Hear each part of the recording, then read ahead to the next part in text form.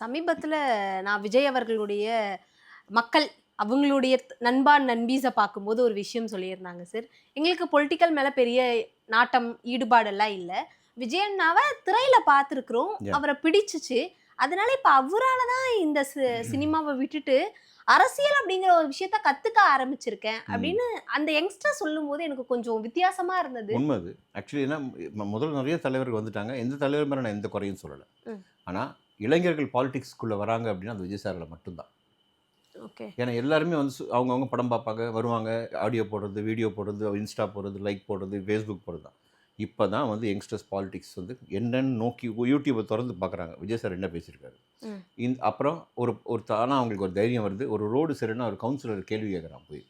ஒரு பொண்ணு வந்து போய் கேட்குது, ஏன் வந்து எனக்கு எங்கள் அம்மாவை ரேஷனில் வெயிட் பண்ண வைக்கிறேன், ஏன் வந்து இது சரியாக பண்ணலை, நான் தான் சொல்லிட்டு இருக்கேன் எங்கள் டாக்டரே இல்லைன்னு அப்புறம் அப்படி இப்போ அந்தளவுக்கு வந்து ஒரு புரட்சின்னு சொல்கிறத விட விழிப்புணர்வு வந்துடுச்சு யங்ஸ்டர்ஸ் கிட்ட. இனி வந்து நம்ம வந்து எதுவுமே வந்து கரெக்டாக இருந்தால் தான், கரெக்டாக இல்லைன்னா கண்டிப்பாக கேள்வி கேட்பாங்க. இது யாருனால? விஜய் சாரால். அவர் வரும்போது அவரோட ரசிகர்களாக இருக்க யங்ஸ்டர்ஸ், நான் சின்ன பசங்க, இவங்களுக்கு ஒன்றும் தெரியாது, கம்பி மேலே ஏறுவான், சரி இறங்குவான், திருப்பி வருவான், கை தட்டுவான், இதெல்லாம் ஓட்டாமல் வராது. அவங்க தான் அங்கே ஃப்யூச்சர் பாலிட்டிஷியன்ஸ். ஃப்யூச்சரில் வரப்போகிற நேர்மையான சுத்தமான நல்ல பாலிட்டிஷியன்ஸ். யார் வேணால் என்ன வேணால் ட்ரோல் பண்ணிங்க, இதுதான் உண்மை. இதுக்கு முழுக்க காரணகர்த்தா வந்து தளபதி விஜய். அவ்வளோதான். இது வேறு யாருமே கிடையாது, அவர் தான்.